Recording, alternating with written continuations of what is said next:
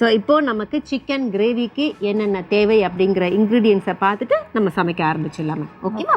Chicken, வெங்காயம், தக்காளி, எண்ணெய், உப்பு, கரம் மசாலா, கருவேப்பிலை, மிளகாய்த்தூள், பூண்டு, இஞ்சி, வரமிளகாய், மிளகு, ஜீரகம், சோம்பு, மஞ்சள் தூள், கொத்தமல்லி, பட்டை, பிரிஞ்சி இலை, ஏலக்காய், கிராம்பு, அன்னாசிப்பூ, மராத்தி மொட்டு. ஓகே, ஸோ இப்போது தேவையான பொருட்கள் என்னென்னு பார்த்ததுக்கப்புறம் இந்த சிக்கன் கிரேவியில் என்ன ஸ்பெஷல்னு கேட்கவே வேணாம். ஏன் அப்படின்னா சிக்கன் கிரேவியே ஸ்பெஷல் தான். அண்ட் ஒருவேளை நம்ம சொன்ன மாதிரி நான்வெஜ் சாப்பிடக்கூடாது, நான்வெஜ் வாசனையை பிடிக்கக்கூடாது அப்படின்னா எபிசோட்லேயாவது நான்வெஜ் சமைக்கிறத பார்த்து சந்தோஷப்பட்டுக்கிறோம் அப்படின்னு ஒரு கேட்டகரி இருப்பீங்கள்ல. இப்போ நம்ம குக் பண்ண ஆரம்பிச்சிடலாம். ஃபர்ஸ்ட் என்ன பண்ண போகிறோம்? இப்போ அந்த வெங்காயம், தக்காளி, இஞ்சி, பூண்டு எல்லாம் மொத்தமாக சேர்த்து அரைச்சிக்க போகிறோம். ஓ, வதக்கலாம் வேணாம், அப்படியே அரைச்சிக்கலாம். ஓகே, ஸோ அப்போ எல்லாத்தையுமே நம்ம ஜாரில் போட்டுருவோமா?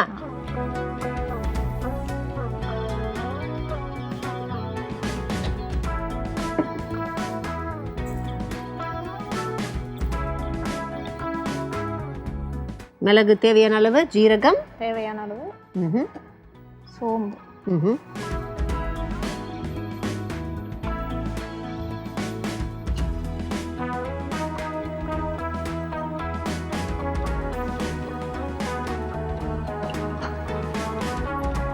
தக்காளி,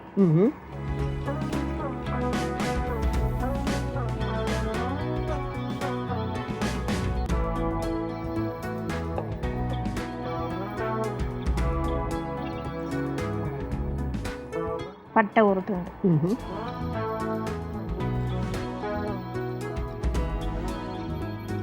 லவங்கம் ஒன்று, ஏலக்காய், பட்டை, ஏலக்காய், கிராம்பு இவ்வளோ தான். அதுக்கப்புறம் பூண்டு, அப்புறம் ஒரு 2 துண்டு இஞ்சி. அவ்வளோதான். இது வந்து இப்போ பேஸ்ட்டாக அரைச்சிக்கணும். ஓகே, பேஸ்ட்டாலாம் நம்ம ஃபஸ்ட்டு அரைச்சிட்டு அதுக்கப்புறம் தேவையான தண்ணி ஆட் பண்ணிக்கலாமா? இல்லை தக்காளி இருக்கிறதால தண்ணி கூட தேவைப்படாதுன்னு நினைக்கிறேன். நான் ட்விஸ்ட் பண்ணி கொடுத்துட்றேன். எப்படி தேவையோ நீங்கள் அரைக்கிறீங்களா இல்லை நான் அரைச்சி கொடுக்கலாம்? ஓகே, மிக்ஸ் ஆயிடுச்சு. இந்தாங்க நான் வச்சு கொடுத்துட்றேன். நீங்கள் உங்களுக்கு எவ்வளோ தேவையோ, மைய வேணுமா இல்லை கொஞ்சம் கோர்ஸாக வேணுமா, எப்படியா இருந்தாலும் அரைச்சிடலாம். ஃபிக்ஸ் ஆயிடுச்சு.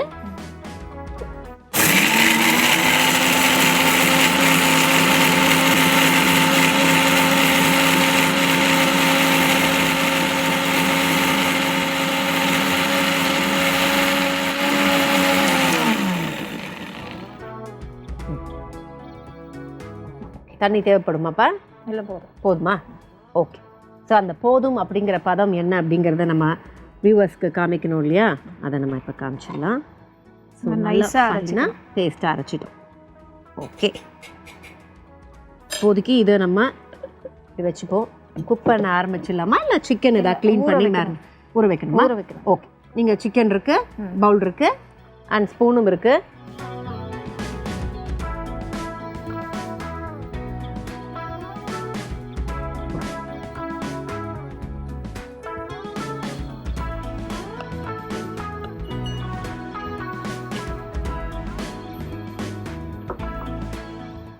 நம்ம இது கூடவே மிளகாய்த்தூள்,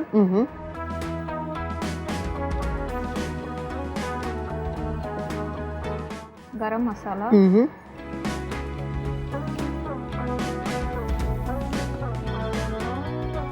மஞ்சள் தூள், ஓகே,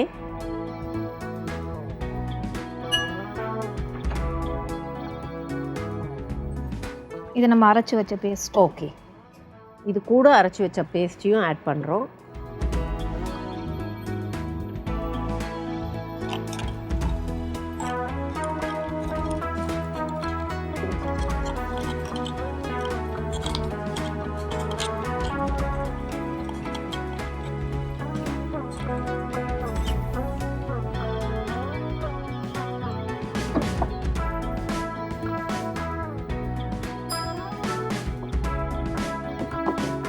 சிக்கன் கிரேவியை பொறுத்த வரைக்கும் சும்மா கிரேவின்னு பேர் வைக்கிறது ஓகே, பட் இதில் பாருங்கள் அந்த அரைச்ச அந்த விழுது ஆட் பண்ணுறது அது நல்லா மேரினேட் ஆகிறதுக்கு செம்மையாக யூஸ் ஆகும் அப்படின்னு நினைக்கிறேன்.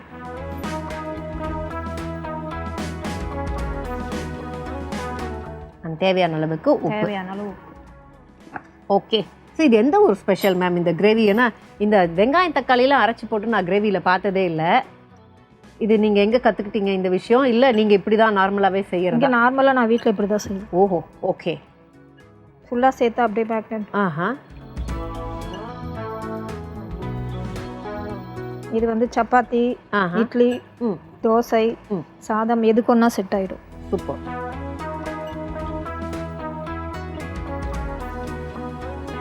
இப்போ நம்ம வந்து மேரினேட் பண்ணி வைக்கிறத மேம் வந்து பண்ணிக்கிட்டே இருக்காங்க. இதுக்கப்புறம் ஆட் பண்ண வேண்டியது எதுவும் இல்லை. இப்போ மேரினேட் பண்ணியாச்சு, அரைக்கிற வேலையும் முடிச்சாச்சு. குக்கிங்க்கு போயிடலாமா? ஓகே. ஸோ கடாய் எடுத்துக்கலாமா, பேன் எடுத்துக்கலாமா? பேனே ஓகே. பேனே ஓகேவா? ஃபைன். இங்கே தான் நம்ம குக் பண்ண போகிறோம். ஆன் பண்ணி கொடுத்துட்றேன். ஓகேங்களா?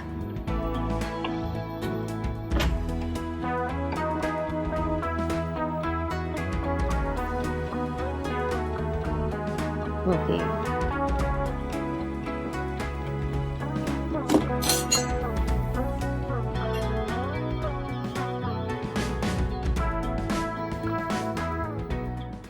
Oil apply. எண்ணெய் கொஞ்சம் இதுவாக விட்டிங்கன்னா இன்னும் டேஸ்ட் நல்லா இருக்கும்.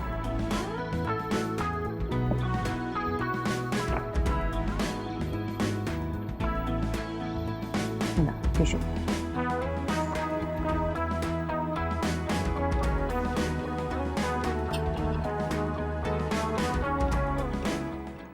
சோம்பு கொஞ்சம் தாளிக்கும்,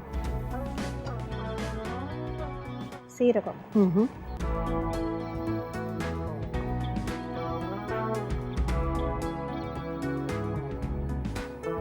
ரெண்டு வரமிளகாய். நம்ம வந்து வெங்காய தக்காளி அரைக்கும் போது காரத்துக்காக வரமிளகாய் நம்ம சேர்க்கவே இல்லை. அதில் அரைச்சி போட வேண்டாம், அது நமக்கு இந்த சேர்க்கிற காரமே போட்டு. ஆஹா. இன்னும் கிராம்பு கொஞ்சம் காரம் கொடுக்கும். பட்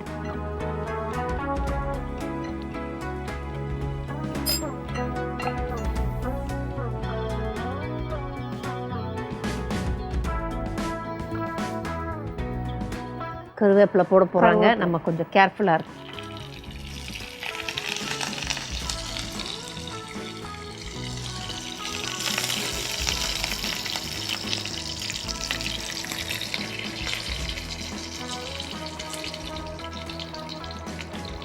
இதில் பட்டை, ஒரு ஏலக்காய்,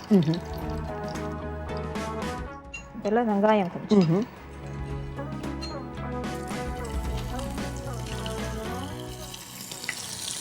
இவ்வளோ வெங்காயம் போதுமா மேம்? நம்ம எடுத்து அரைச்சிருக்கோம் இல்லையா, அதனால லைட்டாக போட்டால் போதும்.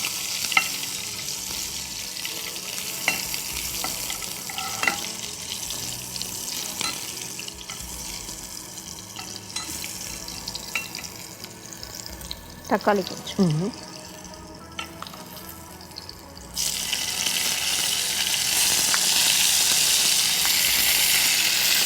தக்காளியும் தேவையான அளவு.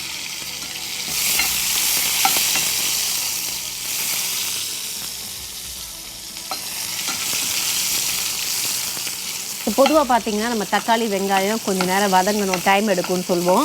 பட் இங்கே வந்து டைம் எடுக்க வேண்டிய அவசியம் இல்லை. ஏன்னா தக்காளி வெங்காயம் ரொம்ப கம்மியாக தான் போட்டிருக்கோம். அண்ட் நம்ம அரைச்சி போட்டதால் இந்த அளவு கம்மி பண்ணியிருக்கோம். ஸோ இது ஒன்ஸ் ரெடி ஆயிடுச்சு அப்படின்னா அடுத்து நம்ம இன்க்ரீடியன்ஸை போட்டுடலாம்.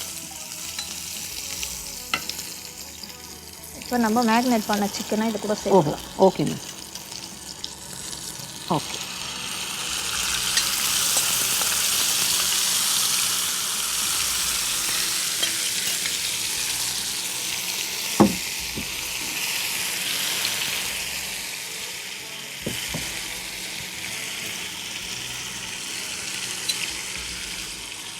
சூப்பர்.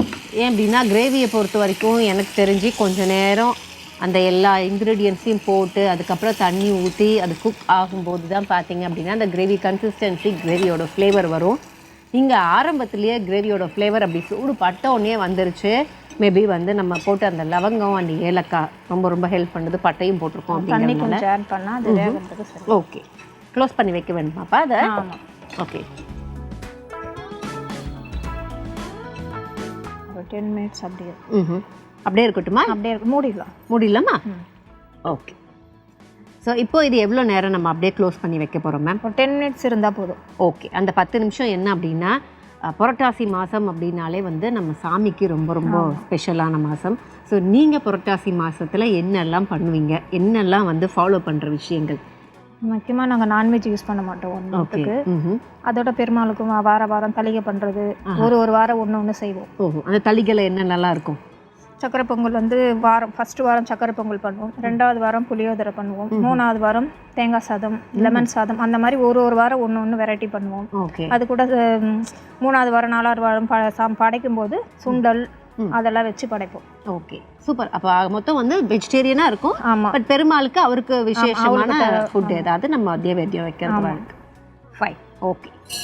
ஸோ கோயிலுக்கு போகிறது அப்படிங்கிறது நமக்கு புரட்டாசி மாதம் நீங்கள் ஏதாவது திருப்பதி போகிறது அப்படி ஏதாவது இருக்குமா? இல்லை, திருப்பதிக்கு இன்னும் நாங்கள் புக் பண்ணல, இனிமே தான் பண்ணுவோம் நாங்கள். ஆனால் போவீங்க புரட்டாசி மாதம்? புரட்டாசி மாதத்தில் போவோம். ஓகே, ஏன்னா நார்மலாகவே அங்கே கூட்டமாக இருக்கும். புரட்டாசி மாதம்ன்றதுனால இன்னும் ரொம்ப விசேஷமாகவும் இருக்கும், கூட்டமாகவும் இருக்கும், ரொம்ப ஜாலியாக இருக்கும் அங்கே போனால். ஓகே, கண்டிப்பாக. திருப்பதினாலே இதுதானே, பெருமாள் தானே, ஜாலியாக இருக்கும். ஓகே, திருப்பதியோட கிளைமேட்டு, அதுக்கப்புறம் கோயில் அண்ட் மற்ற பெருமாளை பார்க்குறதே விசேஷம் இல்லைங்க. ஆமாம், அதனால். ஸோ மேம் பார்த்தீங்க அப்படின்னா வந்து அவங்கள பார்த்தாலே உங்களுக்கு தெரியும். ஏன் அப்படின்னா பயங்கர ஸ்பிரிச்சுவலாக இருக்காங்க. ரொம்ப அழகாக ஒரு பொட்டு, அதுக்கப்புறம் வந்து கடவுளுக்கு நாங்கள் என்னெல்லாம் படைப்போம் அப்படிலாம் சொல்லிக்கிட்டு இருக்காங்க. இருந்தாலும் ஏன் நான்வெஜ் அப்படின்னா, நம்ம வியூவர்ஸை பொறுத்த வரைக்கும் நீங்கள் பார்க்குறவங்க வெஜிடேரியனும் இருப்பீங்க, நான்வெஜ்ஜும் இருக்குங்க. ஸோ அவங்களுக்கு ஸ்பெஷலாக தான் இந்த ரெசிபியை நாங்கள் பண்ணிகிட்ருக்கோம். ஸோ இப்போது நமக்கு நல்லா கொதி வர வாசனை வந்துக்கிட்டே இருக்குது. பட் ரெடி ஆயிடுச்சா அப்படிங்கிறத ஓப்பன் பண்ணி அது என்ன கன்சிஸ்டன்சியில் என்ன நிலமையில் இருக்குங்கிறத நம்ம தெரிஞ்சுக்கலாம். ஓப்பன் பண்ணுறதுக்கு நம்ம லைட்டாக டிஷ்யூவை யூஸ் பண்ணிப்போம்.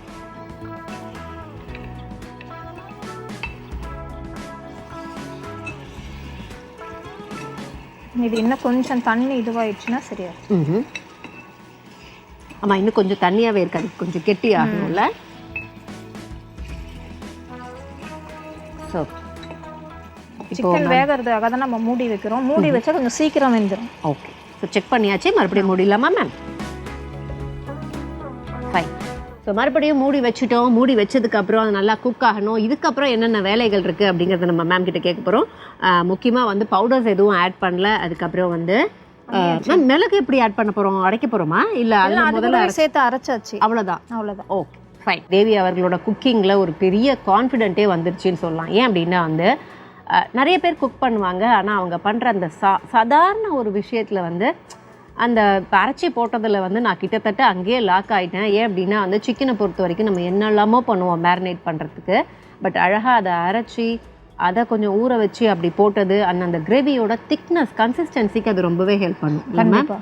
ஏன்னா நமக்கு வந்து கிரேவி பார்த்தீங்கன்னா எவ்வளோ தண்ணி கொஞ்சம் விட்டுட்டோன்னு வச்சுக்கோங்களேன், அது வந்து லிக்விட் ஆகிடும்.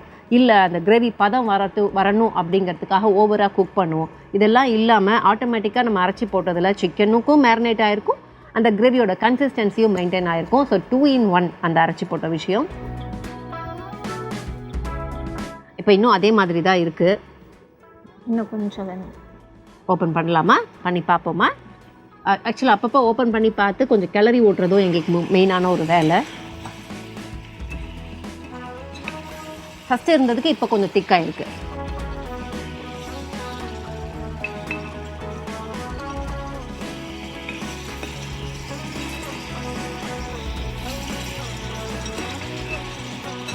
நம்ம இதில் ஃபஸ்ட்டே வந்து காரத்துக்கு எல்லாம் சேர்த்துட்டோம். கரம் மசாலா, மிளகாய் தூள் எல்லாம் சேர்த்ததுனால இப்போ திரும்ப எதுவும் சேர்க்க வேண்டியதில்லை. ஓகே, லாஸ்ட்டாக கருவேப்பிலை கொத்தமல்லி மட்டும் போட்டு இறக்கி. கரம் மசாலா கூட இப்போ வேண்டாமா மேம்? அவ்வளோ இல்லை, வேண்டாம், அவ்வளோ. நம்ம அதிலே ஆட் பண்ணி மேரினேட் பண்ணதுனால அதிலே நல்லா ஊறிடும். ஓகே. ஏன்னா நம்ம நார்மலாக வெங்காயம் தக்காளிலாம் வதக்கி அப்படியே போட்டோன்னா பசங்க எதுவும் சாப்பிட மாட்டாங்க, எடுத்து கீழே போட்டுருவாங்க. இந்த மாதிரி கொடுத்தோன்னா அவங்களுக்கு கொஞ்சம் சாப்பிட்றதுக்கு ஈஸியாக இருக்கும், கிரேவியும் டேஸ்ட்டாக இருக்கும். ஃபைன்.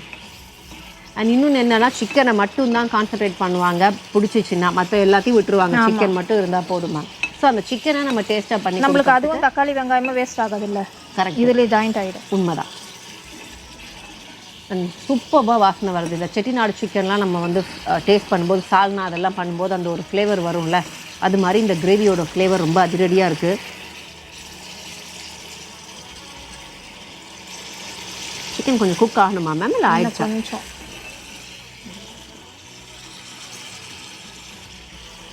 சிக்கன் மட்டும் கொஞ்சம் நமக்கு குக் ஆகணும். மேம் செக் பண்ணிட்டு இருக்காங்க. மற்றபடி கிரேவி நமக்கு ரெடி ஆயிடுச்சு, பார்த்தாலே தெரியும். நம்ம க்ளோஸ் பண்ணலாமா? க்ளோஸ் பண்ணிடலாம்.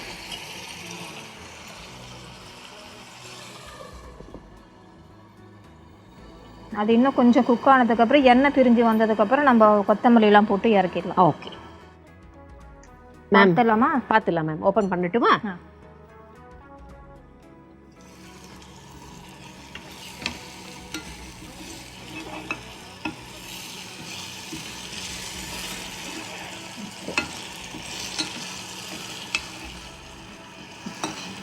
Okay, ready ஆயிடுச்சுங்களா?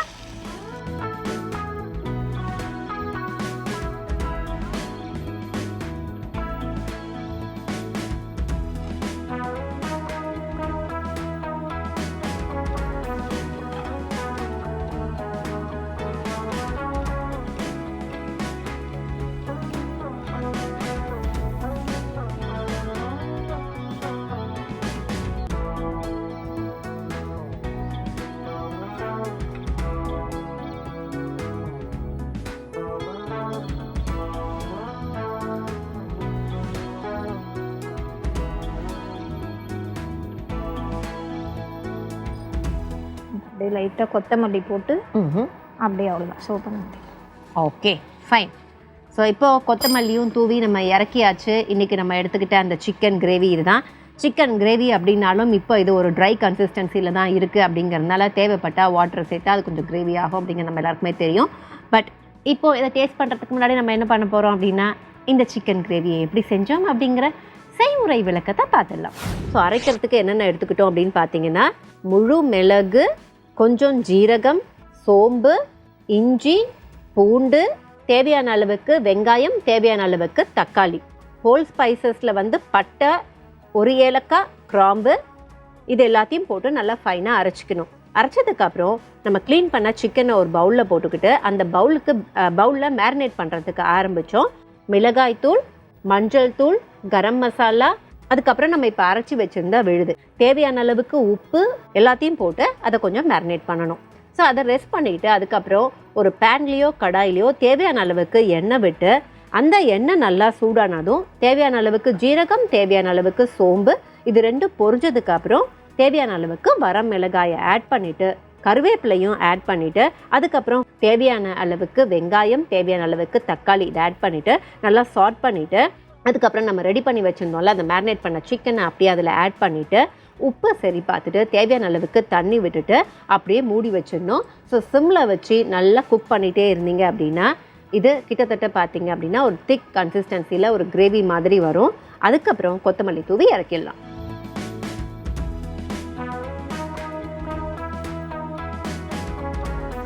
ஸோ இப்படி தான் நாங்கள் சிக்கன் கிரேவியை செஞ்சோம். ஸோ சிக்கன் கிரேவி ஆவி பறக்க நமக்கு ரெடியாக இருக்குது. இப்போது நானுமே என்ன பண்ண போகிறேன் அப்படின்னா, புரட்டாசி மாதம் ஆனால் சிக்கனை நம்ம சாப்பிட்றோமோ இல்லையோ, லைட்டாக இந்த சிக்கன் கிரேவியை டேஸ்ட் பண்ணலாம் அப்படின்னு முடிவு பண்ணிட்டேன். ஏன் அப்படின்னா சிக்கன் ரொம்ப சூடாக இருக்குது. இப்போதைக்கு நான் அதை டிஸ்டர்ப் பண்ண விரும்பல.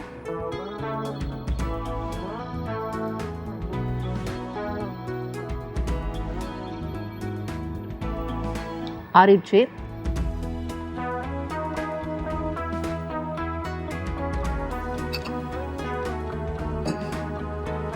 ஸோ நான் சொன்ன மாதிரி எவ்ரி பைட் நமக்கு வந்து அந்த மசாலா, அந்த கிரேவியோட ஃபீல், அதை சிக்கனை ஒவ்வொரு பைட்டாக நீங்கள் சின்ன சின்ன பீஸாக சாப்பிடும்போது கூட பார்த்தீங்கன்னா இந்த சிக்கனில் ஹோல் இந்த விஷயம் இறங்கி இப்படி ஒரு வேறு ஃபீலாக இருக்கும்.